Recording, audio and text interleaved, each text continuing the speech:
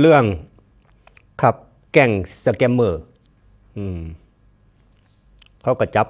โตการได้แล้วก็ส่งโตเอิ้นว่าผู้ร้ายข้ามแดนกลับไปให้ประเทศจีนลงโทษซึ่งเขาก็ต่อสู้คดีว่าบ่สามารถส่งโตเขาไปให้ประเทศจีนเพราะเขาเป็นคนจีนนะครับเครือข่ายหลายอยู่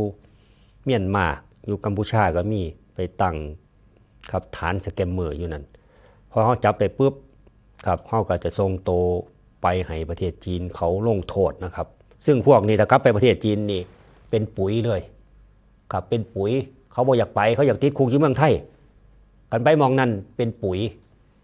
ครับประเทศจีนนี่เมียนเมาเลยเขาบอกอยากไปแต่ว่าเรียบร้อยแล้วครับขึ้นศาลเรียบร้อยศาลอุทธรณ์วินิจฉัยเรียบร้อยให้ส่งโตนายนี่แหละจักซื้อยังไปรับโทษอยู่ประเทศจีนครับส่งโตไปแล้วไปถึงปุ่นกะบ่ต้องเว้าเลยว่าจะเกิดยังขึ้นนะครับเมืองจีนกฎหมายเขารุนแรงนะครับประหารเป็นประหารตายเป็นตายในของเฮานี่ครับยังอ่อนกว่าเขาหลายอยู่บางบทมาตรานะครับ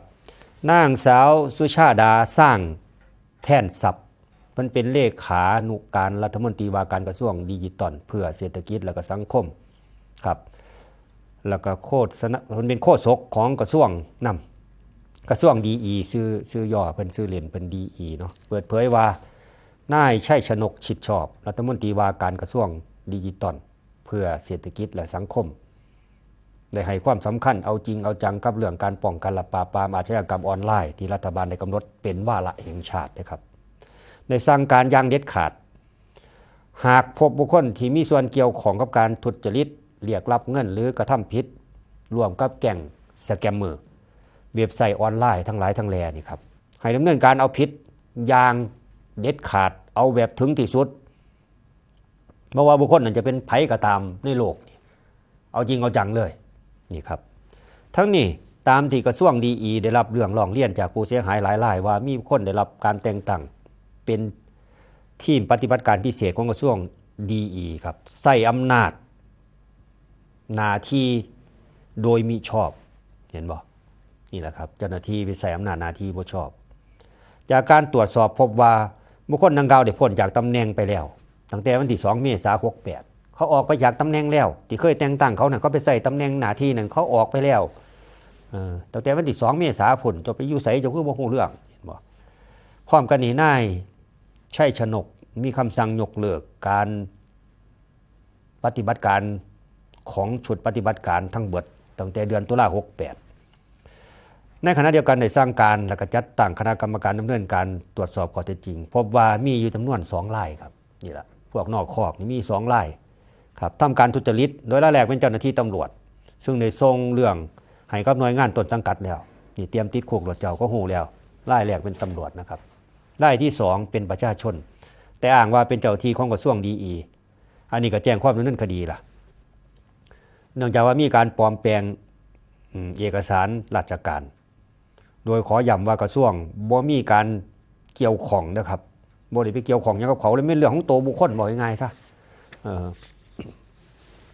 นอกจากนี้คณะกรรมการดำเนินการตรวจสอบข้อเท็จจริง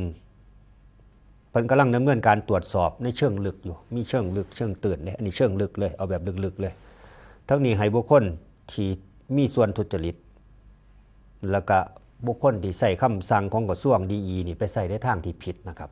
นี่แหละเขาตรวจสอบแล้วพอไผพบไผเกี่ยวของเมียนเมาเลยในส่วนของการดำเนินการ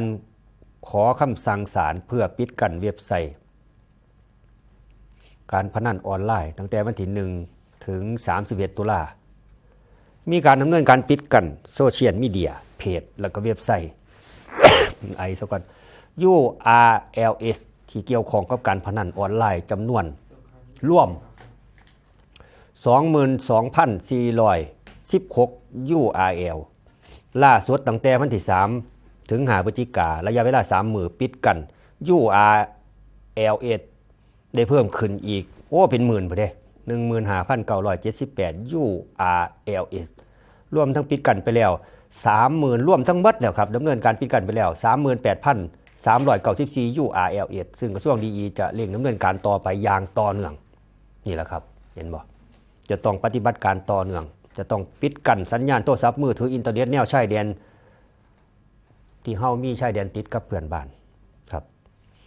ดีได้บูรณาการร่วมกับกสทชโอเปอเรเตอร์และก็ตำรวจดำเนินการอย่างต่อเนื่องโดยในส่วนของเสาสัญญาณที่ผิดกฎหมายในพื้นที่อุทยานแห่งชาติตามแนวชายแดนซึ่งได้รับข้อมูลเพิ่มเติมครับจากนายอัจฉริยะเรื่องรัตนพงศ์อันนี้แหละครับเพิ่นเอาข้อมูลมาเพิ่มเติมให้ประธานชมรมซอยเหลือเหยื่ออาชญากรรมครับกระทรวงก็จะเร่งดำเนินการครับตามข้อมูลที่ได้รับมารวมกับหน่วยงานที่เกี่ยวข้องเป็นต้นว่าป่าไม้